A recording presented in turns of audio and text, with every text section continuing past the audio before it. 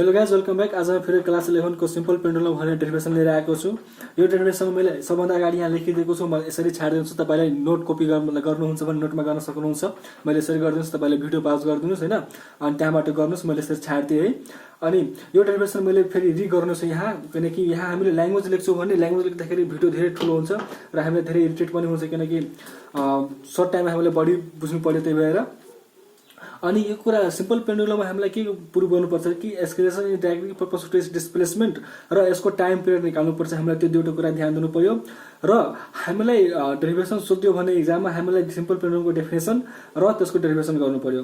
र now let's start it भन्दाखेरि what is simple pendulum भन्दाखेरि के बुझ्ने, a simple pendulum is a heavy point mass suspended by massless, inextensible and perfectly flexible string from a rigid support which is free to oscillate in a vertical plane। हेर्नुस्, vertical प्लेनमा oscillate हुनुपर्ने एउटा कुनै pendulum हुनु पर्यो जसको एउटा string हुन्छ, त्यसमा के हुन्छ, massless, instable and perfectly flexible string हुनु पर्यो। त्यो भयो हैन। अनि सिम्पल पेन्डुलमको डेरिभेसन गर्न भन्दाखेरि हामीले कुरा के बुझौँ, मानौँ कि यो एउटा सिलिङ छ, सिलिङ नत्र कुनै एउटा रिजिड सपोर्ट टेबल पनि जे पनि हुनसक्छ। अनि के भयो, अनि सिम्पल पेन्डुलममा के हुनु पर्यो, यो एउटा पेन्डुलम भयो है। यो पुरा सेटअप पेन्डुलम भयो। र यो सेटअपको पेन्डुलममा एउटा त्यो हुन्छ नि सानो गोलो बल जस्तो, त्यसलाई हामी के भन्छौँ, बब। यो बब भयो। यो के हुन्छ, यसको केही थ्रेड हुन्छ, नत्र केही थ्रेड नत्र केही वायर के पनि हुन सक्यो, त्यो भयो। त्यसको के हुन्छ कि एउटा लेन्थ हुन्छ, त्यो वायरको लेन्थ हुन्छ। अनि यो बब भनेको छ कुनै मेटेरियल, त्यसको के मास हुन्छ। यति कुरा हामीले बुझ्नु पर्यो। र सिम्पल पेन्डुलमको डेरिभेसन गर्नुको खाना बेला हामीले के बुझ्नु पर्यो, मैले सिम्पल के गर्छु कि जस्तो यो फिगर छ नि, यो फिगरमा मात्रै एक्सप्लेन गर्छु। त्यसैको लागि मेरो सजेसन के छ तपाईँलाई, कि जुन पनि कुराको जुन पनि डेरिभेसनको थाहा त्यो मेकानिक्सको होस्, अप्टिक्सको होस्, जुन पनि होस्, हामीले फिगर बुझ्नु पर्यो। फिगर बुझेपछि एक्सप्लेनेसन धेरै इजी हुन्छ। जस्तै हेर्नुहोस्, मैले यो ल्याङ्ग्वेज यहाँ लेखेको छु, तपाईँले सार्न सक्नुहुन्छ। र म ल्याङ्ग्वेज तपाईँलाई एकचोटि अझै भन्छु। मैले के लेख्छु, let us consider a simple pendulum of bob of mass m। Let us consider a simple pendulum bob of mass m having effective length L, हैन, which is supported by a rigid support when the pendulum is displaced through a small distance, small angle theta भन्दाखेरि यो पेन्डुलमलाई यहाँबाट मैले यसरी ताने, small angle theta. अनि हामीले के गर्छौँ, फिगर बनाउन पनि के मिस्टेक गर्छ, जस्तै यो एउटा फिगर बनाउँछ यसरी, अनि के गर्छौँ कि यो बबलाई यहाँ तलबाट पुगाइदिन्छ कि यसो तल पुगाइदिन्छ। तर हामीले त्यस्तो गर्नु हुँदैन। यो यहाँ जब हामीले न्यू पोजिसनमा डिस्प्लेसमेन्ट गर्छौँ नि, त्यो पोजिसनमा हामीले यो बबलाई यसरी माथि राख्नुपर्छ है, किनकि त्यो बब माथि जान्छ, यसरी माथि राख्नु। त्यसैको लागि ल यता गयो, यो यता गयो। अब मैले के भन्छु, मैले हेर्नुहोस्, म तपाईँलाई सिम्पल ल्याङ्ग्वेज भन्छु। मैले के भन्छु तपाईँले हेर्नुहोस्, consider a simple pendulum of bob of mass m and effective length L which is suspended from a rigid support when the pendulum is displaced through a small angle theta। हेर्नुहोस्, यो पेन्डुलमलाई मैले उठाएर यहाँ लगिदिएँ भन्दाखेरि के, यो small angle theta from its mean position to its displacement position, यो displacement कति y कभर गरियो, मानौ कि y at point A, then the force acting on the pendulum is, अब हेर्नुस्, जब यो पेन्डुलमलाई यहाँबाट यहाँ लगिदियो भन्दाखेरि के यसमा दुईवटा फोर्स एक्ट गर्छ। एउटा फोर्स यसलाई तलतिर देखाउँछ त्यसको वेटले, अनि एउटा फोर्स के हुन्छ कि यसको स्ट्रिङमा आउँछ। यही स्ट्रिङ यहाँ गर्छ, टेन्सन फोर्स आउँछ, अनि यो के गर्छ कि mg आउँछ। अब हेर्नुस्, on resolving mg we get two component, यो स्ट्रेट यता गइहाल्छ, अनि यो हेर्नुस्, यो एंगल थीटा छ भन्दाखेरि यो एंगल पनि थीटा हुन्छ। अनि हामीलाई थाहै छ कि हामी जब रेजोल्युसन गर्छ त्यसमा के हुन्छ कि जुन साइड थीटा छ भन्दाखेरि त्यो साइड के आउँछ, cos थीटा आउँछ। जुन साइड यो mg छ एज अ रिजल्टेन्ट, र त्यसको साइडमा के छ, थीटा। जुन साइडमा थीटा छ त्यसमा के आउँछ, cos थीटा। अनि के गर्छ कि अर्को mg sin थीटा आउँछ। त्यसले के गर्छ कि पेन्डुलमलाई फेरि त्यही मेन पोजिसनमा ल्याउन खोज्छ। हामीले के गर्छ हेर्नु, जस्तै हामी त्यो पिङ खेल्छौँ, त्यसमा के हुन्छ कि हामीले सुरुमा स्टार्टिङमा त्यहाँ माथि गएपछि थोरै माथि बसिहाल्छ, माथिबाट तल पनि आउँछ नि। त्यो तल लाउने फोर्स भन्दाखेरि के, यहाँबाट यहाँ गयो र यहाँबाट फेरि यहाँ लाउने फोर्स भन्दा के हो, mg, यो साइडमा थीटा छैन भन्दाखेरि mg sin थीटा। मैले चोटि अझै भनिदिएको छु, जुन साइडमा थीटा छ त्यो साइडमा cos थीटा, जुन साइडमा थीटा छैन त्यो साइडमा sin थीटा आउँछ। अब म तपाईँले यो पुरा ल्याङ्ग्वेज पढेर सुनाउँछु, अनि तपाईँ हेर्नुहोस्, म तपाईँलाई के भन्छु, Let us consider a simple pendulum of bob of mass m of effective length L, which is supported by a rigid support. When we displace the pendulum by a small angle theta, then the force acting on the bob R, mg equals to weight of the body in the downward direction. Tension T is in the string towards the point of suspension. जहाँ suspend भएको छ त्यो साइडमा towards the point of the suspension यति भइहाल्यो. On resolving mg sin theta, on resolving mg we get two component mg cos theta and mg sin theta.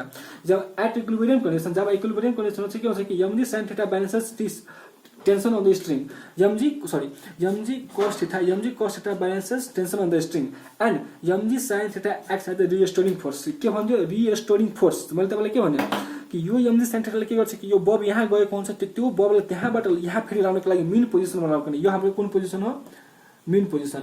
त्यहाँ गएको बबलाई के गर्नु पर्यो कि फेरि त्यहाँ लाउनको लागि के गर्नु main position. Therefore RESTORING restoring force.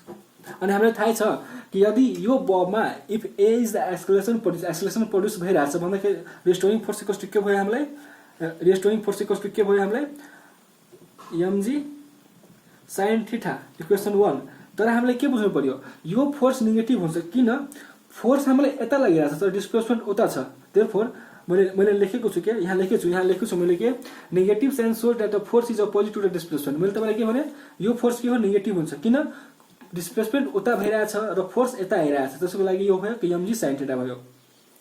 If a फेरि मैले यहाँ ल्याङ्ग्वेज लेखेको छु के if A is the acceleration produce on the medium then the from the Newton second law force equals to यहाँ फोर्स इक्वल्स टु ma हुन्छ. Force equals to ma हैन ma भयो. अब from equation 1 and 2 from equation 1 and 2 we can write minus mg sin theta equals to ma. m काट्यो g sin theta equals to a. therefore a equals to g sin theta. अनि हामीले class 11 को डेरिभेसनमा के पढ्छौ कि if theta is small if म यता लेखिदिन्छु if theta is a small angle sin theta nearly tends to theta and tan theta nearly tends to theta. यति कुरा हामीले बुझ्नु पर्छ. therefore अब हामीले यहाँ escalation equals to minus g theta लेख्न पायो मैले यहाँ लेखिदिए तपाईलाई किन थीटा त हामीले धेरै स्मल एंगल गरेछौं नि स्मल एंगल डिस्प्लेस गर्छ त्यसको लागि थीटा यो इक्वेसन 3 मान्दियौ. अब फेरि हामी फिगरमा जाउँ फिगरमा यहाँ हेरौँ के यो थीटा ले डिस्प्लेस भइरहेछ अनि यो यल छ यो इफेक्टिभ लेन्थ यल छ र यो थीटा छ.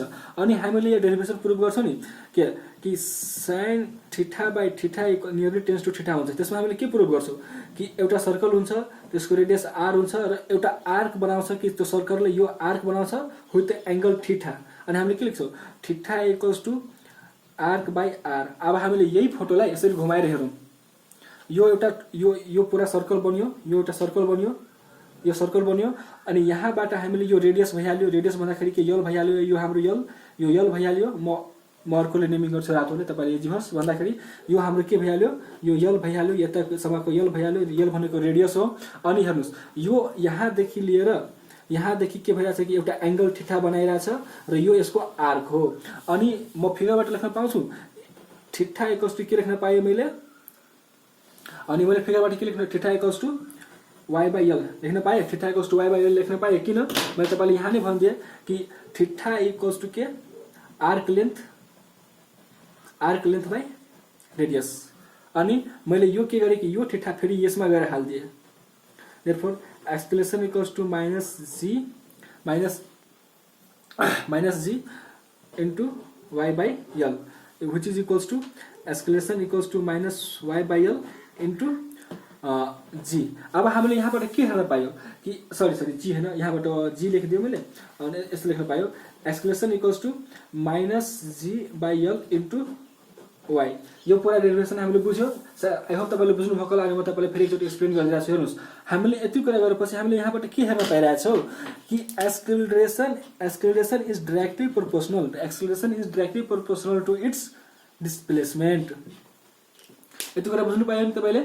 हामीले कुरा के बुझ्नु पर्यो कि यो mg sin थीटा चाहिँ त्यो रिस्टोरिङ फोर्सको काम गर्छ र त्यसमा if a is the acceleration produce त्यसको लागि एक्सेलरेसन प्रोड्युस भएपछि हामीले त्यो दुई बेला एक्सेलेरेसन परिसकेपछि मास आउँछ ma आउँछ फोर्स इक्वल्स टु बेला इक्वेसन गर्ने र for small angle theta sin theta tends to 0 हुन्छ sin theta tends to 0 sorry sin theta tends to theta आउँछ र त्यो थीटा टेन्स गरेपछि हामीले यहाँबाट यो प्रुभ गर्ने अनि a is directly proportional to its displacement prove गर्ने hence the acceleration is directly proportional to displacement and it is directed towards the mean position thus the motion of the simple pendulum is के भयो simple harmonic भइहाल्यो यो simple harmonic भइहाल्यो यो blue blue भयो ridley गर्न पाइन्थ्यो त्यो राम्रो हुन्थ्यो भन्दाखेरि यति भयो अनि अब हेर्नुस् हामीलाई भन्नुहुन्छ कि क्याल्कुलेट द टाइम पिरियडको मिनिङ के हो त्यो त हामीले अगाडि नै बुझिसकेको छौँ त्यसको लागि अब हामीलाई इक्वेसन के आयो जस्तै यहाँ हेरौँ हामीलाई इक्वेसन के आयो a equals to minus g by l into y we have time period निकाल्नको लागि के गर्नु पर्यो we have a equals to minus g by l into y यो इक्वेसन 1 मानिदेऊ तब हैन जस्तै हामीले फुल डेरिभेसन गर्छौँ भने हामीले डाइरेक्टली यहाँ लेख्न सक्छौँ comparing equation 1 with expression of SHM हैन अनि हामीले डेरिभेसन अनि हामीले यहाँ सपोज गरिरहेको छौँ भन्दाखेरि यो भयो अनि हामीले थाहा छ कि acceleration in simple harmonic motion भन्दाखेरि के हो 2 बाई वाई यो त मैले तपाईले पार्ट 1 मा नै भनिसकेँ कि हामीले यो त याद हुनु नै पर्छ किनकि हामीले दिनो त पोइन्टमा युज गर्छौँ त्यसको लागि acceleration equals to minus omega square into Y अनि यो दुवैलाई कम्पेयर गर्दाखेरि के आयो हामीलाई minus omega square equals to minus G by L आयो यो माइनस माइनस गर्छ भन्दाखेरि omega square equals to G by L therefore omega equals to root under G by L आयो root under G by L आयो अनि फेरि omega equals to 2 pi by T हामीले यो फर्मुला चाहिँ हामीले omega equals to 2 pi by t यो हामीले रोटेशनल डायनामिक्समा पढ्छौँ अनि हामीले याद पनि हुनु पर्यो यो अनि omega equals to 2 pi F किन F equals to 1 by T हुन्छ यो हामीले टी मा पढ्छौँ त्यही च्याप्टरमा त्यहाँबाट बुझ्नु पर्यो हामीले